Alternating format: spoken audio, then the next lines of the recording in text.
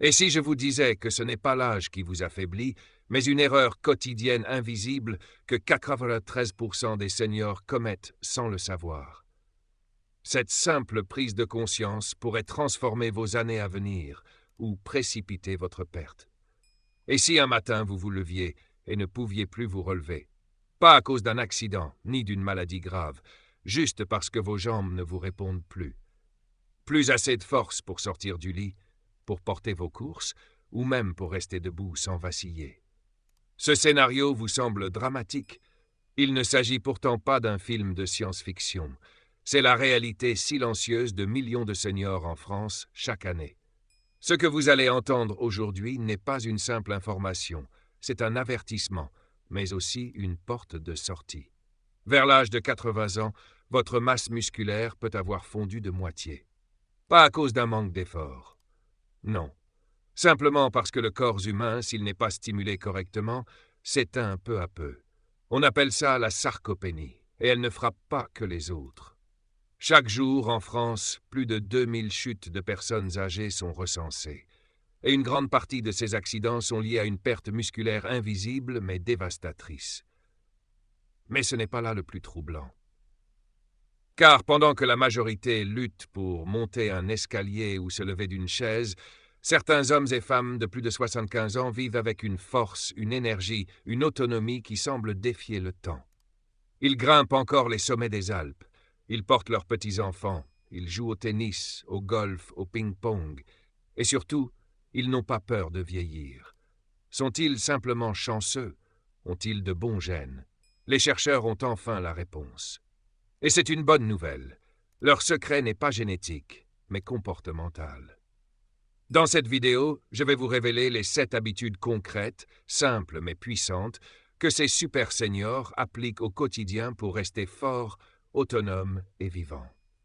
Mais attention, ce que vous allez découvrir pourrait bousculer vos croyances, remettre en question certaines recommandations médicales classiques, et surtout, vous redonner le pouvoir de décider comment vous allez vieillir. Alors, si ce sujet vous parle, si vous avez plus de 60 ans, ou si quelqu'un que vous aimez approche de cet âge, restez jusqu'à la fin. Ce que vous entendrez pourrait changer votre futur. Et si vous souhaitez que je continue à partager ce type de contenu basé sur les découvertes scientifiques les plus récentes, pensez à vous abonner à la chaîne. C'est gratuit. Mais pour moi, c'est une vraie source de motivation pour continuer à produire ces vidéos utiles et engagées. Avant de passer à la suite, j'ai une question pour vous. Prenez un instant pour y réfléchir. À votre avis, qu'est-ce qui accélère le plus la perte musculaire chez les seniors? A. Le manque de protéines dans l'alimentation. B. Le manque de stimulation musculaire et nerveuse régulière. Tapez votre réponse A ou B dans les commentaires. Je lirai chacun de vos avis. Et vous découvrirez dans quelques instants la réponse, qui pourrait bien vous surprendre. Lorsque l'on parle de rester fort après 70 ans, la plupart des gens pensent à marcher régulièrement, à faire un peu de vélo ou du jardinage. Ce sont de bonnes habitudes, bien sûr, mais elles ne suffisent pas. Ce que la science a démontré avec clarté ces dernières années, c'est qu'à partir d'un certain âge, le muscle a besoin de stimuli bien plus précis et intentionnels pour rester actif. Sans ces stimuli, il se dégrade, lentement, silencieusement, jusqu'à disparaître. Le muscle n'est pas seulement une question d'esthétique ou de performance physique. Il est votre capital vital. Il stabilise vos articulations, protège vos os, régule votre glycémie, influence votre cerveau, votre humeur et même votre espérance de vie. C'est pourquoi les chercheurs de l'Université de Lyon parlent aujourd'hui de la masse musculaire comme du métabolisme actif de la longévité. Mais alors, comment préserver ce trésor après 70 ans? Certainement pas en faisant toujours les mêmes mouvements doux et répétés. Ce dont votre corps a besoin, c'est de résistance progressive, de contractions musculaires brèves mais intenses, et surtout, de récupération ciblée. On ne vous demande pas de soulever des poids comme un athlète, mais simplement d'entrer en dialogue avec vos muscles, de leur envoyer le message qu'ils doivent rester en alerte, prêts à vous servir. Cela peut passer par des exercices simples mais structurés, comme pousser contre un mur de toutes vos forces pendant 10 secondes, porter un sac légèrement chargé sur quelques mètres ou encore descendre lentement une chaise en contrôlant le mouvement. C'est ce qu'on appelle des stress hormétiques, de petits stress bénéfiques, courts, bien dosés, qui stimulent les cellules musculaires à se défendre, à se renforcer, à se renouveler. Des études récentes menées à Lille ont montré que même chez les personnes de plus de 80 ans, ces efforts bien calibrés pouvaient relancer la production de nouvelles fibres musculaires. Et si on vous disait que quelques secondes d'effort, bien choisis, répétés 2 à 3 fois par semaine, pourraient faire toute la différence entre la dépendance et la liberté. Ce ne sont pas les années qui décident de votre force, ce sont les messages que vous envoyez à votre corps. À chaque âge, il est encore temps de les changer. On dit souvent « nous sommes ce que nous mangeons ». Mais après 65 ans, cette phrase prend un sens encore plus profond, car à cet âge, votre corps ne traite plus les nutriments de la même manière. Les mécanismes qui, autrefois, transformaient facilement les protéines de votre assiette en muscles solides deviennent plus lents, plus capricieux. C'est ce que les chercheurs appellent la résistance anabolique. En clair, le muscle chez la personne âgée a besoin de plus d'efforts et de plus d'attention pour se construire, pas seulement à la salle de sport, mais aussi à table. Le problème, c'est que les habitudes alimentaires des seniors français ne sont pas adaptées à cette réalité biologique. Beaucoup prennent un petit déjeuner sucré, léger, sans protéines, un déjeuner plus équilibré, puis un dîner riche, souvent trop tardif.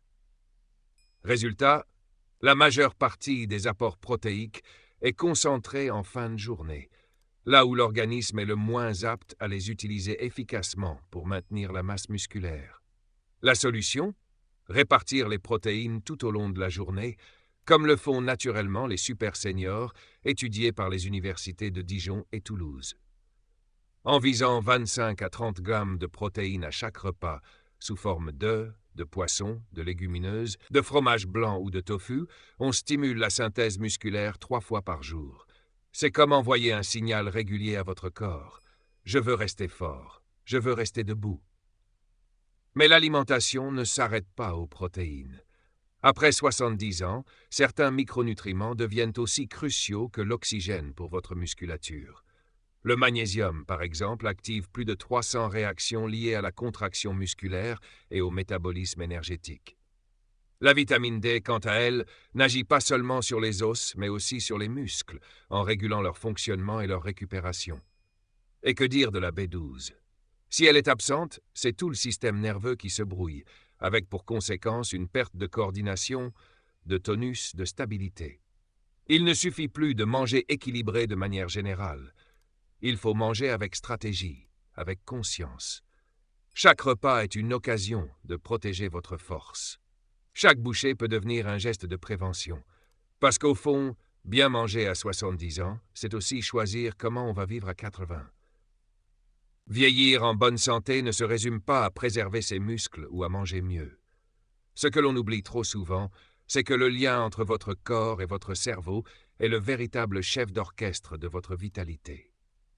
Ce lien invisible, qu'on appelle la connexion neuromusculaire, est ce qui permet à votre volonté de devenir mouvement, à votre équilibre de rester stable, à votre autonomie de se maintenir malgré les années.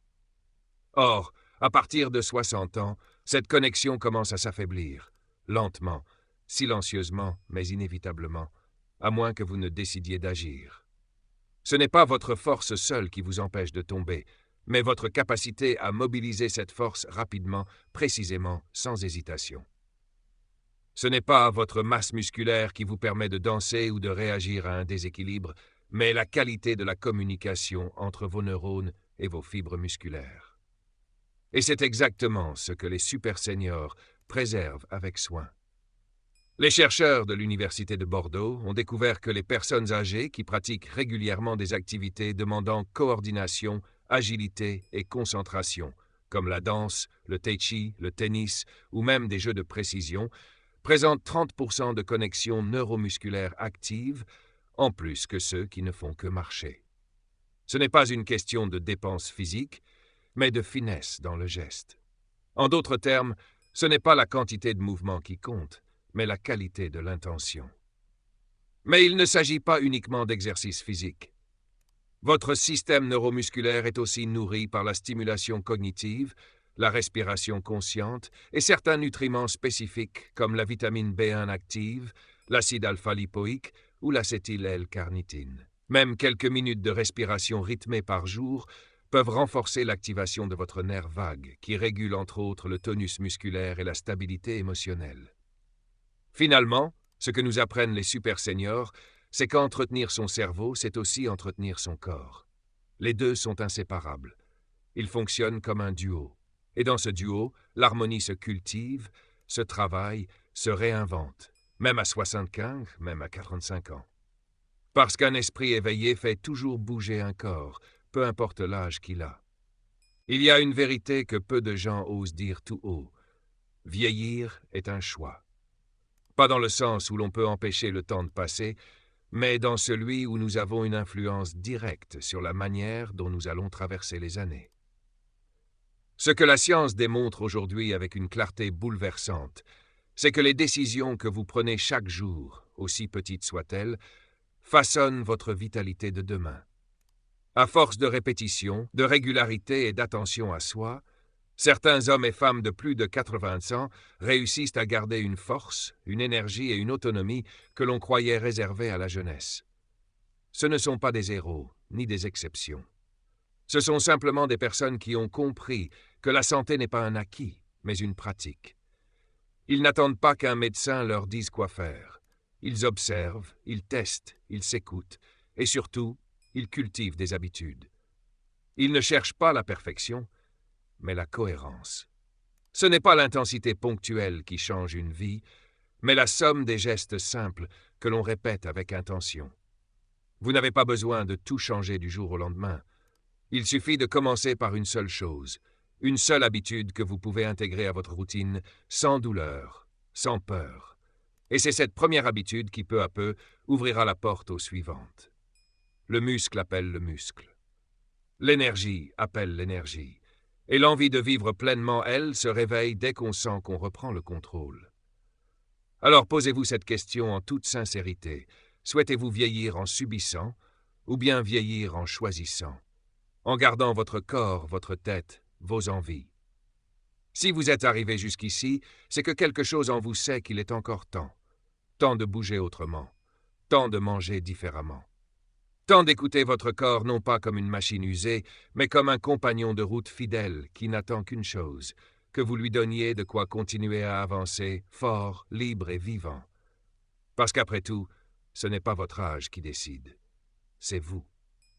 Ce que vous venez de découvrir, ce n'est pas une méthode miracle, ni une promesse vide.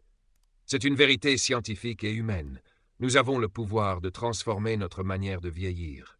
En intégrant des habitudes simples mais puissantes, en écoutant notre corps avec respect, en nourrissant notre esprit avec conscience, il est possible de préserver sa force, son autonomie et sa joie de vivre, même après 70 ans.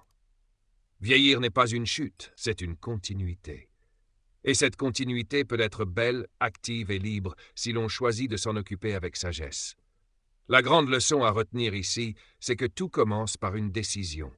Celle de ne plus laisser le vieillissement se faire en silence. Celle de reprendre la main sur son énergie, son équilibre, son quotidien. Vous n'avez pas besoin d'être parfait, vous avez seulement besoin d'être cohérent, patient et bienveillant avec vous-même. Commencez petit, mais commencez aujourd'hui. Une habitude, un mouvement, un repas. Et observez ce qui change en vous. Et vous, parmi toutes ces habitudes dont nous avons parlé, laquelle vous semble la plus accessible pour commencer dès cette semaine? Dites-le nous en commentaire, nous serions ravis de connaître votre point de vue et d'échanger avec vous. Si cette vidéo vous a inspiré ou aidé, abonnez-vous à la chaîne Zen Vital pour ne pas manquer les prochains contenus sur la santé et la vitalité après 60 ans. Et si vous souhaitez soutenir notre travail et nous permettre de continuer à produire des vidéos de qualité, vous pouvez faire un petit don via le lien en description. Chaque geste compte, et c'est grâce à vous que cette aventure peut continuer. Merci de faire partie de cette belle communauté.